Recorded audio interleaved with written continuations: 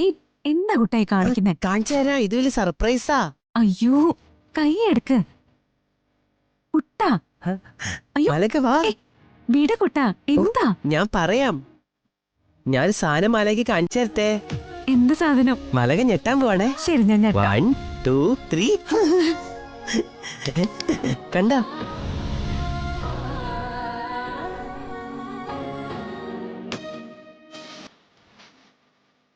ഇതൊക്കെ എന്റെ കളിപ്പാട്ടങ്ങളാ, എന്റെ ടോയ്സ്.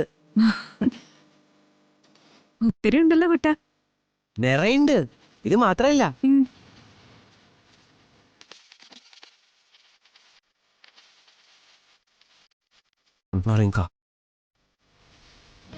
വലയ്ക്ക് ഇതൊക്കെ ഇഷ്ടായോ? ഉം, ഇഷ്ടപ്പെട്ടല്ലോ.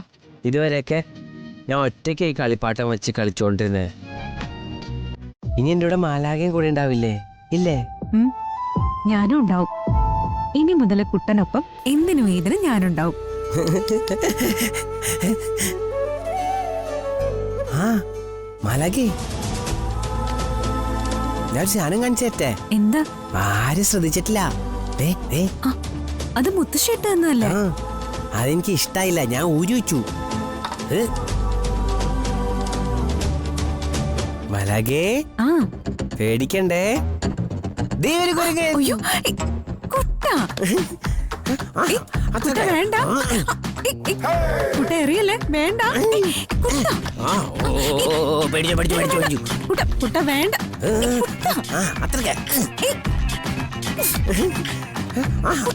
ദേ, ഞാനിപ്പ എറിയുവേ.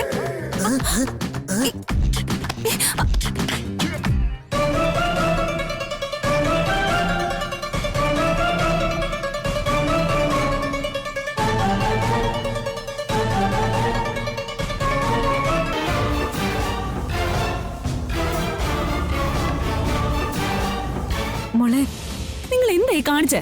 കുറച്ച് ജ്യൂസ് പോയെന്നല്ലേ ഉള്ളൂ. സോറി മോളെ, കുട്ടനൊരു അബദ്ധം പറ്റിയതാ, വിട്ടേക്ക്. അബദ്ധം? ജ്യൂസ് മുഴുവൻ എന്റെ ദേഹത്തായി.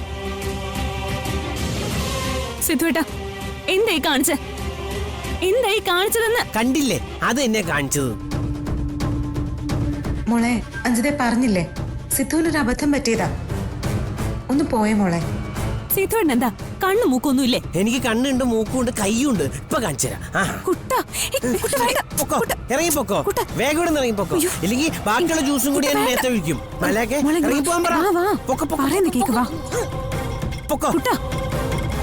നീ ചെല്ല. സിദ്ധുവിനൊരു അബദ്ധം പറ്റിയതാന്ന് പറഞ്ഞപ്പോ നിനക്ക് എന്താ മനസ്സിലാവാത്ത? അബദ്ധം എല്ലാവർക്കും സംഭവിക്കും. എനിക്ക് നിനക്കും എല്ലാവർക്കും സംഭവിക്കും. ചെല്ല, ചെല്ലു മോളെ.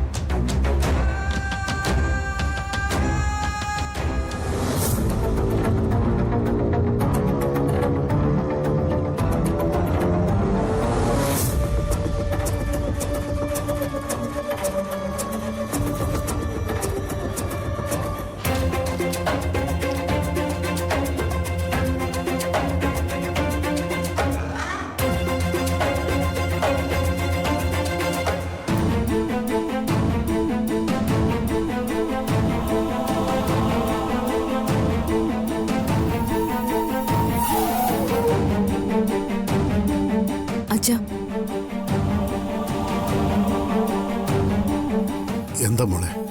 അച്ഛാ, ഞാനിനി ഇവിടെ നിൽക്കുന്നില്ല.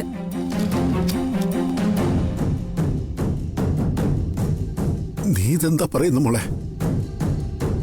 ഇവിടെ നിൽക്കാതെ നീ പിന്നെ എവിടേക്കാ പോകുന്നത്? ഞാൻ തിരികെ ദുബായിലേക്ക് തന്നെ പോവുക. ദുബായിലേക്കോ? എന്തിന്? പിള്ളേരുടെ കല്യാണമൊക്കെ കഴിഞ്ഞില്ലേ? നിന്റെ ഉത്തരവാദിത്തങ്ങളെല്ലാം തീർന്നില്ലേ? ഇനി എന്തിനാ പണം ഉണ്ടാക്കാൻ വേണ്ടി വീണ്ടും ദുബായിലേക്ക് പോകുന്നത്? ഞാൻ ദുബായിലേക്ക് തിരികെ പോകുന്നത് പണം സമ്പാദിക്കാൻ വേണ്ടിയല്ല അച്ഛാ. പിന്നെ? ഇവിടെ നടക്കുന്ന ഒന്നും കാണാനുള്ള സഹനശക്തി എനിക്കില്ല. അതുകൊണ്ട് ഗൾഫിലേക്ക് മടങ്ങി പോവാൻ ഞാൻ തീരുമാനിച്ചത്. എന്റെ ഭർത്താവിനെ കൊന്നവൻ തന്നെ എന്റെ മൂത്ത മോളുടെ ഭർത്താവായി. ഞാൻ ശത്രുവായി കണ്ട അവന്റെ കുടുംബം ഇപ്പോ എന്റെ ഏറ്റവും അടുത്ത ബന്ധുക്കളായി. ഇതൊക്കെ ഞാൻ എങ്ങനെ സഹിക്കും? താങ്ങാവുന്നതിന്റെ അപ്പുറം ഞാനിപ്പോ അനുഭവിക്കുന്ന മാനസിക പീഡനവും വേദനയും. അതുകൊണ്ട് ഇനി ഞാൻ ഈ നശിച്ച നാട്ടിൽ നിൽക്കുന്നില്ല. എത്രയും പെട്ടെന്ന് ഞാൻ തിരികെ പോവും. മോളെ, ഇങ്ങനെ പെട്ടെന്നൊരു തീരുമാനം എടുക്കരുത് നീ. പെട്ടെന്നുള്ള തീരുമാനം അല്ല അച്ഛ, ഞാൻ ആലോചിച്ചെടുത്ത തീരുമാനം തന്നെയാ. മോളെ, നീ ഞാൻ പറയുന്നത് ശ്രദ്ധിച്ച് കേൾക്ക്. ഇവിടെ നമ്മുടെ എല്ലാ പ്രശ്നങ്ങളും തീർന്നെന്ന് ആശ്വസിച്ചിരിക്കുമ്പോഴാ പുതിയൊരു കുരുക്കുണ്ടായത്. ഈ കുരുക്ക് നമ്മളാരും അറിഞ്ഞുകൊണ്ട് സംഭവിച്ചല്ലോ.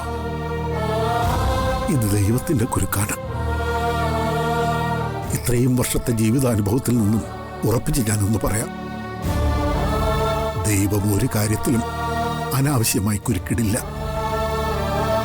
ഇങ്ങനെ ഒരു കുരുക്ക് ദൈവം സൃഷ്ടിച്ചിട്ടുണ്ടെങ്കിൽ അതഴിക്കുന്നതും ദൈവം തന്നെ ആയിരിക്കും.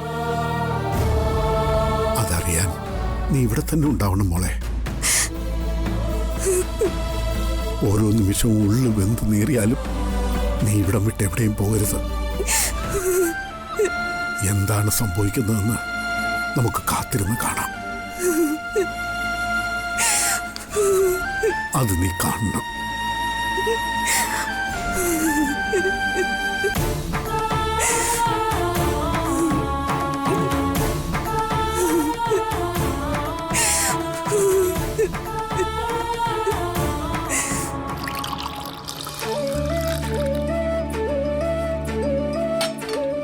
ഇതെല്ലാം ഞാൻ ചെയ്യുമായിരുന്നു. അതല്ലല്ലോ അതിന്റെ ഒരു മര്യാദ. ആദ്യ രാത്രിക്കുള്ള പാല് പെണ്ണ് തന്നെ അടുക്കളയിൽ കയറി തിളപ്പിച്ചെടുക്കുക എന്ന് വെച്ചാ അത് ഞങ്ങൾക്ക് മോശമല്ലേ? അതെ അതെ.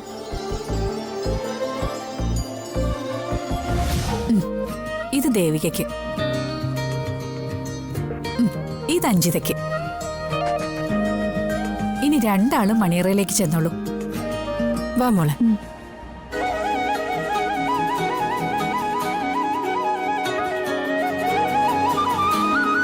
നീ ചെല്ലു മോളെ. ഞാൻ ഈ കിച്ചണൊക്കെ ഒതുക്കിയിട്ട് വരുമ്പോ വൈകും. മോള് ചെല്ലേ. ശരി മാഡം. സിദ്ധു എത്രയും പെട്ടെന്ന് പഴയ സിദ്ധുവായി മാറട്ടെ.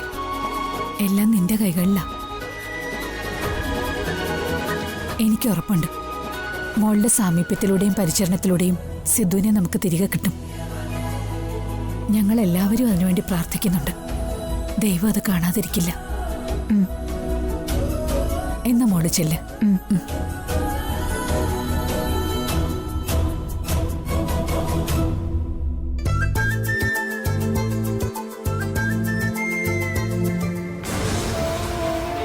ദേവികേ,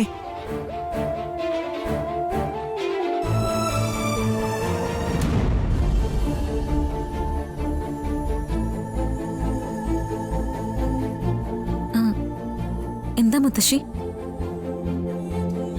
എനിക്ക് ദേവികയോട് ഒരല്പം സംസാരിക്കാനുണ്ട്. ദേവികേ, കുട്ടനെ കൊണ്ട് നിന്നെ വിവാഹം കഴിപ്പിച്ചതിലൂടെ, ഈ കുടുംബത്തിലെ മരുമകളാക്കിയതിലൂടെ വലിയൊരു ഉത്തരവാദിത്വ ഞങ്ങൾ ദേവികയെ ഏൽപ്പിച്ചിരിക്കുന്നത്. ഈ കുടുംബത്തിന്റെ അഭിമാനവും പാരമ്പര്യവും കാത്തു സൂക്ഷിക്കേണ്ടതും ഈ കുടുംബത്തിനെ ഒരുമിച്ച് കൊണ്ടുപോവേണ്ടതും അതിലുപരി ഞങ്ങളുടെ കുട്ടനെ സുഖപ്പെടുത്തേണ്ടതും ഇനി ദേവികയുടെ ചുമതലയെ. ദേവിക ഒരിക്കലും അത് മറന്ന് പ്രവർത്തിക്കരുത്. അതുപോലെ തന്നെ അനിയത്തിമാരുടെ ഭാവിയും ദേവികയുടെ കൈകളിലായിരിക്കുന്നത്. ഞാൻ പറഞ്ഞ ഈ ഉത്തരവാദിത്തങ്ങളിൽ ഏതെങ്കിലും ഒന്നിൽ വിട്ടുവീഴ്ച വരുത്തിയ, എന്തെങ്കിലും തെറ്റ് ദേവികയുടെ ഭാഗത്തുനിന്നുണ്ടായ, ഈ വീട്ടിൽ നിന്ന് പുറത്തു പോകുന്നത് ദേവിക മാത്രമായിരിക്കില്ല. ദേവികയുടെ 2 അനിയത്തിമാരെയും പുറത്താക്കേണ്ടി വരും. ഒടുവില് 3 പേരും കൂടി വീട്ടിൽ പോയി ഇരിക്കേണ്ടി വരും. പറഞ്ഞതൊക്കെ ബോധ്യമായല്ലോ അല്ലേ? ഞാനിതെല്ലാം മുത്തശ്ശിക്ക് വാക്ക് തന്നിരുന്നല്ലേ. മുത്തശ്ശിക്ക് എന്നെ വിശ്വസിക്കാം. എന്റെ വാക്ക് ഞാൻ പാലിച്ചിരിക്കും.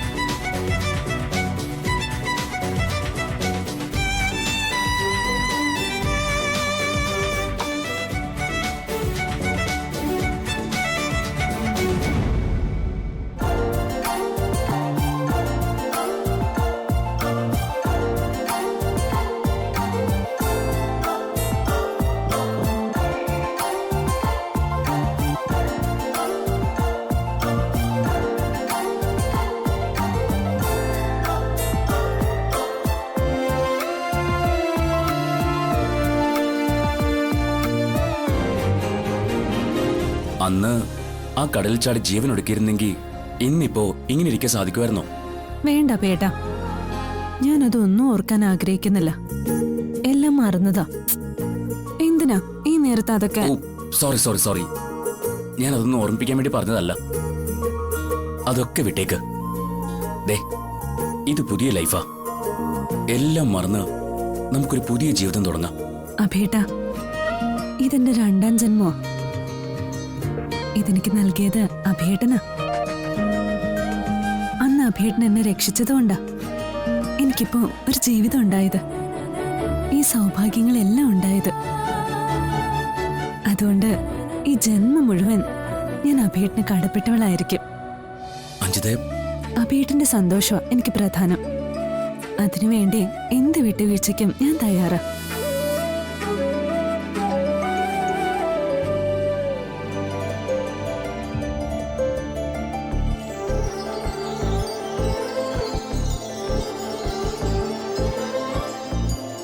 പക്ഷേ എനിക്കൊരാഗ്രഹമുണ്ട്. ആഗ്രഹോ? എന്താഗ്രഹം? അതെനിക്ക് പറയാമോന്നറിയില്ല. ആ പറഞ്ഞോളൂ. തന്റെ ഏത് ആഗ്രഹവും ഇനി മുതൽ താൻ എന്നോടല്ലേ പറയേണ്ടത്. അഭേട്ടാ, ഞാൻ കുഞ്ഞായിരിക്കുമ്പോഴാ ഞങ്ങളുടെ അച്ഛൻ ഞങ്ങൾ ഉപേക്ഷിച്ചു പോയത്. അതിനുശേഷം വളരെ കഷ്ടപ്പെട്ടിട്ടാ അമ്മ ഞങ്ങളെ വളർത്തിയത്. അമ്മയ്ക്ക് ഞാനെന്ന് വെച്ച ജീവനാ. എന്നെ വിട്ടിട്ട് അമ്മയ്ക്കൊരു ജീവിതമില്ല.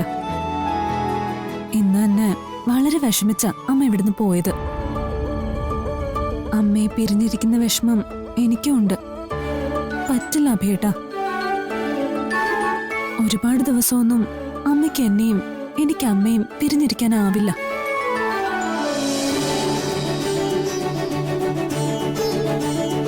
അതുകൊണ്ട് ഞാനൊന്ന് റിക്വസ്റ്റ് ചെയ്യുവാ, എന്റെ അമ്മയും കൂടി നമുക്കൊപ്പം ഈ വീട്ടിൽ താമസിപ്പിക്കാൻ പറ്റോ?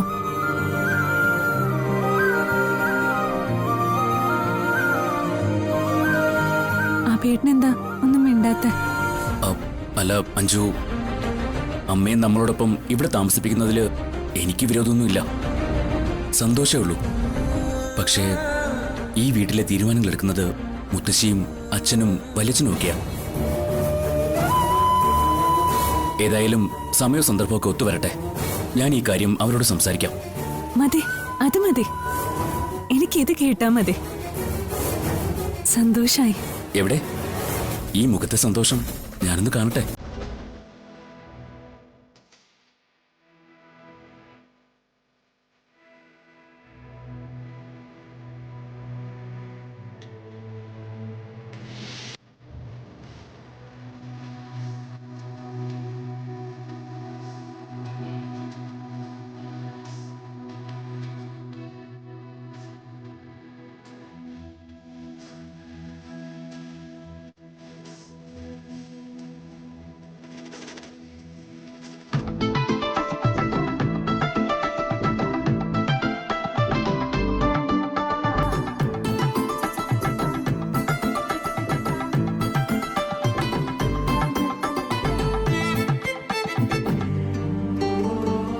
ചേച്ചിയെ കുറിച്ച് ആലോചിക്കുമ്പോ എനിക്ക് വല്ലാത്തൊരു വിഷമം തോന്നുന്നു.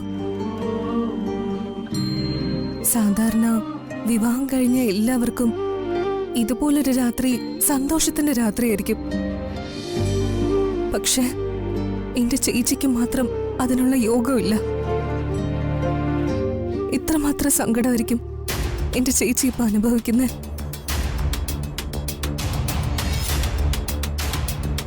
എല്ലാവർക്കും വേണ്ടി എന്റെ ചേച്ചി ചേച്ചിയുടെ ജീവിതം കളഞ്ഞു. എല്ലാത്തിനും കാരണം സുലോചന ആന്റി അഞ്ജിതയോ. അവര് പറഞ്ഞുണ്ടാക്കിയ കള്ളത്തരം കാരണമല്ലേ എന്റെ ചേച്ചിയുടെ ജീവിതം ഈ ഗതിയായത്. ഇപ്പോ ബാക്കി എല്ലാവർക്കും സന്തോഷവും സമാധാനവുമായി. എന്റെ ചേച്ചിയുടെ ജീവിതം മാത്രം ദുരിതത്തിലും. ഗോപിക, നീ സമാധാനിക്ക്. ദേവികേച്ചിയുടെ ജീവിതം ഒരിക്കലും ദുരിതത്തിലാവില്ല. അങ്ങനെ നീ കരുതരുത്. ഓർമ്മക്കുറവുള്ളൊരു മനുഷ്യന്റെ ഭാര്യയെ ജീവിതകാലം മുഴുവൻ ഒപ്പം കഴിയാന്ന് വെച്ചാ അത് ദുരിതമല്ലാതെ മറ്റെന്താ? നരക തുല്യം അത്. ഗോപിക, നിന്നോട് ഞാൻ പലവട്ടം പറഞ്ഞതാ, നിന്റെ മുൻധാരണ ശരിയല്ലെന്ന്. സിദ്ധുവേട്ടന് സംഭവിച്ച ഈ ഓർമ്മക്കുറവ് ജീവിതകാലം മുഴുവൻ ഉണ്ടാവുമെന്ന് നിന്നോട് ആരാ പറഞ്ഞേ? ഇതിപ്പോ സംഭവിച്ചിട്ട് വർഷം 3 കഴിഞ്ഞില്ലേ? എന്നിട്ട് എന്തെങ്കിലും മാറ്റം ഉണ്ടായോ? ഇല്ലല്ലോ. സിദ്ധുവേട്ടന്റെ അസുഖം എത്രയും പെട്ടെന്ന് മാറിക്കിട്ടണമെന്ന് പ്രാർത്ഥിക്കുന്നതിന് പകരം അതൊരിക്കലും മാറില്ല എന്ന് കരുതുന്നത് കഷ്ടമാണ് ഗോപിക. ദേ, എനിക്കിപ്പോ ഇങ്ങനെ ചിന്തിക്കാൻ മാത്രമേ പറ്റുന്നുള്ളൂ. മറിച്ച് ചിന്തിക്കാൻ വേണ്ടി പ്രതീക്ഷയ്ക്ക് വകയുള്ളതൊന്നും ഞാൻ അവരുടെ ജീവിതത്തിൽ കാണുന്നില്ല. ഇത് നശിച്ച നേരത്താണാവോ എന്റെ ചേച്ചിക്ക് ഈ ഓർമ്മ നഷ്ടപ്പെട്ട മനുഷ്യനെ പരിചയപ്പെടാനോ അടുക്കാനും തോന്നിയത്. ഇങ്ങനെ ഒരാളെ നേരത്തെ പരിചയപ്പെടാതിരുന്നെങ്കിൽ ഒരുപക്ഷെ എന്റെ ചേച്ചിയുടെ ജീവിതം ഈ രീതിയിൽ അധപ്പതിക്കില്ലായിരുന്നു. ഗോപിക, സ്വയം മറന്ന നീ ഇപ്പൊ സംസാരിക്കുന്നത്. ഇതിനൊക്കെ ഞാൻ മറുപടി പറയാൻ നിന്ന നിയന്ത്രണം വിട്ട് ഞാൻ ചിലപ്പോ പലതും പറഞ്ഞെന്നും പ്രവർത്തിച്ചെന്നും വരും. അതുകൊണ്ട് ഞാനതിന് മുതിരുന്നില്ല. പക്ഷേ ഇപ്പൊ നീ പറഞ്ഞ വാക്കുകൾ നീ ഓർത്തു വെച്ചോ. ഇതൊക്കെ മാറ്റി പറയുന്ന ഒരു ദിവസം വരും. അന്ന് ഞാൻ മറുപടി പറയാം.